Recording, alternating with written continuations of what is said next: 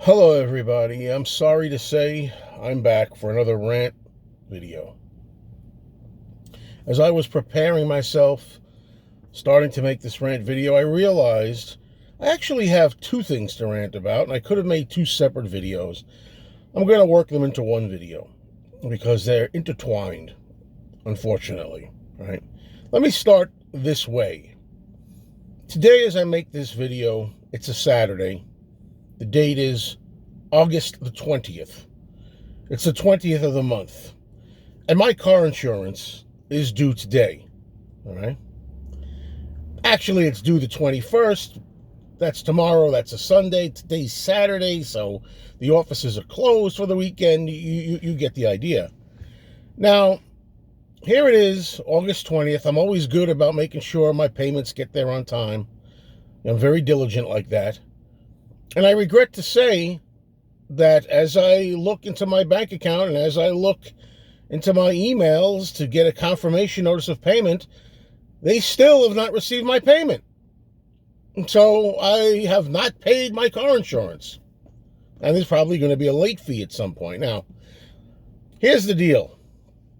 I still pay by the old-fashioned way, paper, okay? I don't pay automatically. I don't do this kind of, like, I don't know what they call deductions of funds, automatic bill payment online. I don't do that garbage, okay? Someday I'm going to be forced. I know it, and that's what they're trying to do, and that's what's at the crux of this video. That is what they're trying to do. It is a war on paper. They're trying to get rid of it. They're trying to make everything done online so they can control you more and more and more. That's just the fact, okay? All right, now, on the day of going back, not quite 2 weeks, but close, I went and I mailed my payment. I mailed my payment in a mailbox. You know those old-fashioned blue mailboxes on your corners? I put my check in there, wrote out a check to the insurance company, and I put it into the mailbox. And I did that on August the 9th. August the 9th. This is August the 20th. That's 11 freaking days. They should have gotten the payment by now. And I don't know who's to blame, whether it's the old United States Postal Service. Everybody loves to blame the United States Postal Service, I mean, I don't know. I've been mailing checks and payments by paper through the system, since, I don't know, 1980? I don't know, 40 years? There's never been a problem. Now there's a problem every time. And this builds on a recent rant video that I made. If you happen to watch all my rant videos, and you really should, okay, keep up to date on things, okay? Unfortunately, you have to do that. But a few videos ago, I made a similar video. That's something that happened to me. Let me refresh your memory here. Or for first-timers, let me tell you the first-timer what happened, okay, for first-timers. Here's what happened. Back in May, okay, I did a thing again where I paid my payment by mail, and I looked at my bank account, and in the bank account it said the money was taken. The money was withdrawn. It was accounted for. The check had the name of the insurance company stamped on the back as paid. They received the money. Everything was good. And then I get a notice from my insurance company that I did not pay, that they did not get the payment. Where's the payment? I said I paid it. I showed them the proof. Turns out, long story short turns out that they actually credited my payment to somebody else's policy.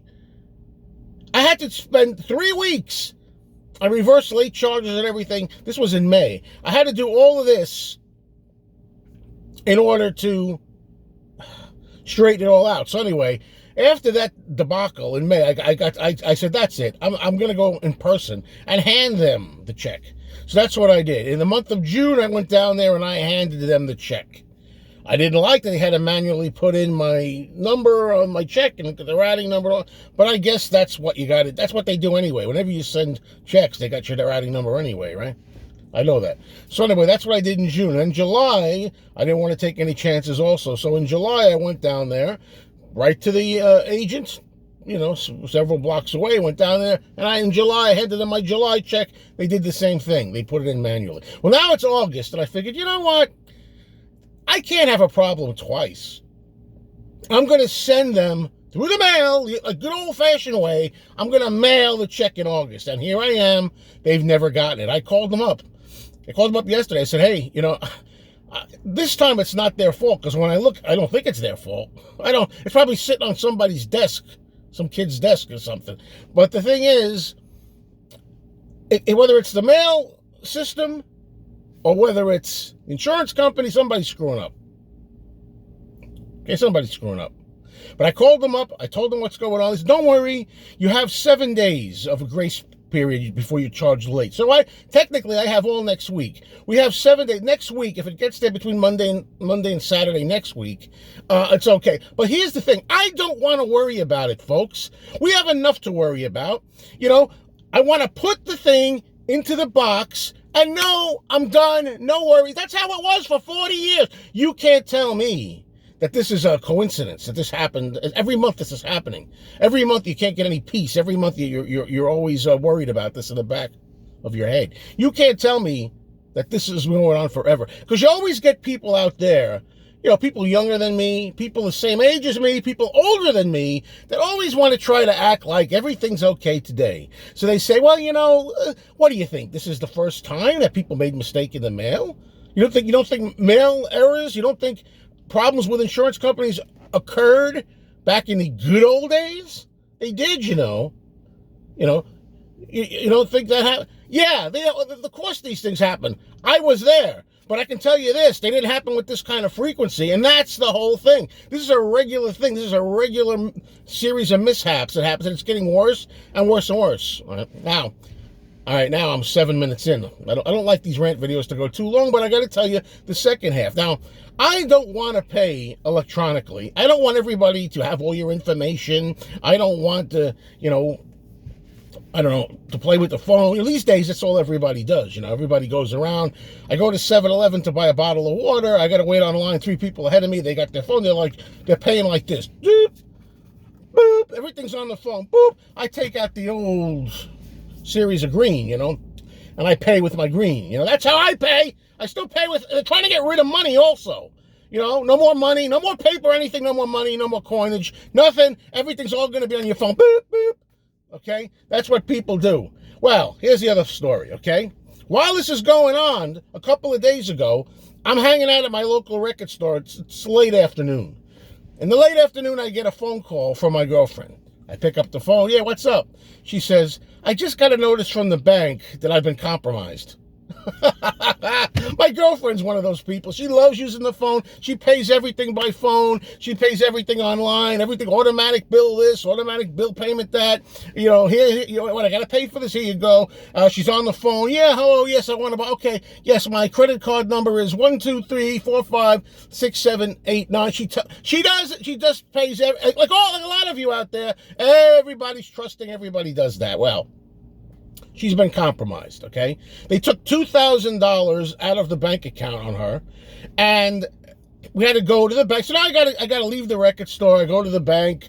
We get there it's 4 o'clock in the afternoon or something like that, late at 4 or 5 o'clock. We get there, and we sit down with somebody at the bank, and they say to us, but upon looking into this, they say, well, it appears that you've been hacked or whatever by a professional gambling outfit. There's these gamblers out there that it's their business. They get into your account and they take your information and they take whatever, in this case, $2,000. The bank was suspicious right away, so they closed the account for us, at least. So my girlfriend's account was closed, and it turns out these gambling professionals, very, very sneaky, they're very brilliant, the woman says, they were able to gamble with my girlfriend's money, okay? So that's what they did. Now, okay, does it end here? No, it doesn't end here, because the woman at the bank says that you got to go down to the police station, and you have to file a report. You got to make a police report. Why? Because the amount stolen is too much, $2,000. So I said to her, what's the limit? Like, what is the amount of money that you have to get taken from you in order for you to have to go down and file a police report. She says $500 or more. Now, look, folks, I regret to say I've been compromised. I've gotten hacked. I've gotten broken. I've gotten compromised at least 4 times in my life, maybe 5. No matter how good you are these days, that's what it is, you know. That's what it is, all right? You know how, like, you know, it used to be, you wake up in the morning, you have a cup of coffee, you say goodbye to the kids, you leave for work or whatever it is, you know, and that was your day and everything. Once in a blue moon, something terrible would happen. Now it's a matter of, you know, hey, honey, it's a new day. How you doing? What's going on? Have my orange juice, have some eggs. I'm going to stop by. I'm going to pick up the kids from daycare on the way home. And then on the way home, I'm going to go to the police station, you know, to file that. You remember we had to file that report? Well, oh, yeah, the report about the compromise. Yeah, I'll do the compromise thing, and then you could take care of it. It's just everyday life. That's it. Day after day after day after day. That's all it is. One thing after another. There's no peace. There's no relaxation. You don't know who's hacking your account. You watch TV and you hear, you know, you see all they show you on TV are drug commercials. Or this drug can do this. It can make you commit suicide. This drug, if you take this drug, you know, it could do that. You know, whatever. You see poor children that have cancer on TV. They show you cancer commercials. These poor dear children that are sick. Everywhere in your face, you're trying to eat dinner. This is what you're watching. And it doesn't end. And then you hear these commercials. Hey, did you ever go to camp? I saw one. Did you ever go to Camp Wagamala? I don't know whatever camp it was. If you went to Camp Wamagala back in 1953 and you drank the water, you could have cancer. So make sure you call us lawyers because the water was bad in 1953. And if you went there between 1953 and 1983, you could have cancer. Shut up! Leave me alone. It's misery all the time. That's why I get in my bubble. I listen to the Beatles. I listen to whatever it is, old stuff. Bill Haley in the comics. I remember the good old days, and they were good old days, folks. Take my word for it. That doesn't mean no bad stuff existed. It doesn't mean, you know, that everything was always hunky-dory. Of course there was misery. Of course there was depression. Of course there was sickness. We didn't promote on TV constantly talking about illness and drugs and, you know, sue this one and sue that one. And it's constant barrage of negativity everywhere. I'm sick of it. And I'm sick of daily life being just a matter of get up in the morning, you know, get the newspaper, I don't know, get in your car, and then all of a sudden, boom, something happens. You know, this is what it is. So anyway, to wrap this up a little bit, yeah, so the next day, we didn't do it the same day with the police station because it was a little late. So the next morning, we had it, you know, born free, you know, you wake us free as the wind blows, when the bird sings, whatever the words are. We get up the next morning, beautiful sunny day like this it was, you know. That's one good thing. The weather's been really good this summer. See, I can be positive. The weather's been very good this summer. Not even a lot of humidity. It's pretty cool. But anyway, we go to the police station. That's our morning thing. 9 a.m. in the morning, we go to the police station to file a report. You know, I've gotten compromised before, and I don't ever remember having to file a police report, you know, and I think it was more than $500 a couple of times. Now, they got you by the you-know-what, because now it's not enough that you're compromised. Now you got to run to the police station, spend your whole day with the cops and everything else, who are very nice, by the way. I'm a supporter of cops, and they really were cool. They really were nice. Folks, that's it. I'm done. You know what I mean? Rant over for today.